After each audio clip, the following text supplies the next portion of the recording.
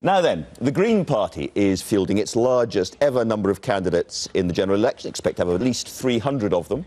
The party leader, Caroline Lucas, hopes that the Greens are going to gain from voter disaffection with the mainstream parties after the expenses scandal. And she's with me now. Good morning, Caroline Lucas. Now, we know quite a lot about your party's environmental positions and so on, but you are standing on a manifesto that's going to have to cover the waterfront. One thing that you haven't talked about much as a party is what's going to have to happen because of the depth of the financial problems that the country's in. If you and some other Greens make it into Parliament, you could be there holding the balance of power. Who knows? So would you be voting for cuts in public spending and some of the unpopular things that you haven't much talked about as a party? Well, we have talked about them with respect quite a lot. And it's very clear that we don't think we should be cutting public spending. That if you look at the size of the deficit, well, not right now, certainly. I think the danger of cutting public spending now is that we will go back into a double-dip recession, if you like. So what we want to see is actually government investment in jobs. Our worry is that unemployment is getting left behind in all of this complete obsession, if you like, with the deficit. And basically, the black hole that we undoubtedly face is caused not just because we need to cut public spending, but the other option, of course, is to raise taxes. Now, that is the heretical issue that none of the other parties are prepared to look in the face. But we think this is a real opportunity for genuine progressive tax reform. And that's what we're very upfront about saying on our manifesto. What would you like to see happen to the tax system?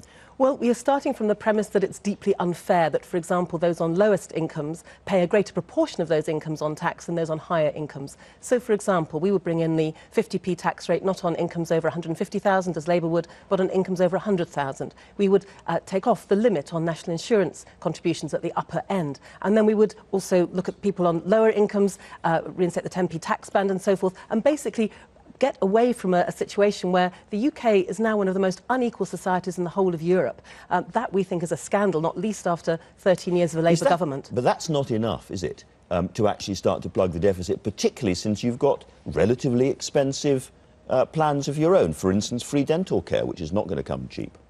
No, on Thursday we're going to be launching our manifesto, and it is a fully costed manifesto that independent economists have looked at as well. So the books will balance. We recognise, of course, that we're going to have to borrow. We're looking at borrowing along the same lines as the government at the moment.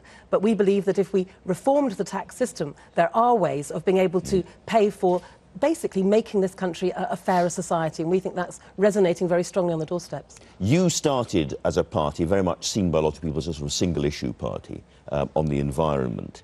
Have you evolved? Are you changing into a party that's basically a leftish party, a bit to the left of the Labour Party? Because when it comes to tax, when it comes to welfare, when it comes to public services and immigration and lots of issues, that's what you sound like. I don't think that's anything new, to be quite honest. The fact that the media have caught up with it is wonderful, but it's always been there in our manifesto right from the early 70s. So, yes, we are a party about progressive taxation, about redistribution, standing up for inequality, wanting a fairer society, and actually having the guts to put those policies in our manifesto. Because, to be honest, the other three parties are sounding increasingly identical, really. There are small, cigarette papers of difference between them, but essentially they're all talking about cutting public services. The debate is when. We want to have a much more mature debate about taxation. We want to talk about a high pay commission, not just a low pay commission. We want to look at raising the minimum wage. We want to look at ways of making this society less scarred by inequality than it is today. I suppose, I don't know if it's a danger or an opportunity for you, but you could become a sort of protest vote for angry people from the Labour Party family originally, angry people on the left. You yourself have talked about a credibility problem for the Green Party. How do you jump that credibility hurdle?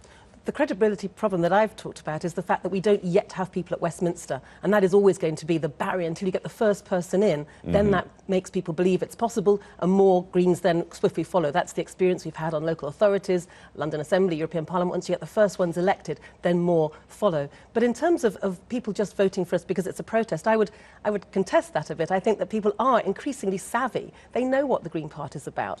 And it's really interesting, if I can just commend to you a rather wonderful website at the moment called Vote for Policy. It enables people to vote blind, if you like. They look at a set of health policies, education, economics, jobs, and they tick which ones they like best. And the point is they don't know which party that adds up to. The Greens are far and away in the lead, 28% after 70,000 people have voted. People like our policies. What they need to know is that by voting Green, you can get Green politicians elected. And at this election, there is that real possibility of getting those first MPs elected. Can you possibly persuade people that you are economically credible without talking properly about some kind of cuts in public spending? Well, we're not the only ones who are basically challenging this consensus from the other parties about cuts in public spending. Is? Well, David Blanchflower, for example, who was the one economist on that monetary committee who actually saw the recession coming. Plenty of other economists out there. Everybody can find an economist. Well, I've got some with some very good reputations. I mean, there were going to need to be cuts, I don't deny that, but the things we want to cut are things like Trident. Why on earth we're going to be spending £78 billion over the next 30 years on a defence instrument that isn't even going to be relevant, effective, or do anything much for our security? ID cards, the road building programme. I've got plenty of things on my list. But the idea that cutting public services right now is a good idea, I think, is fantasy. And we're very proud to be able to say that. Well, lots of people will be watching that manifesto next week. Caroline Lucas, for now, thank you very much indeed.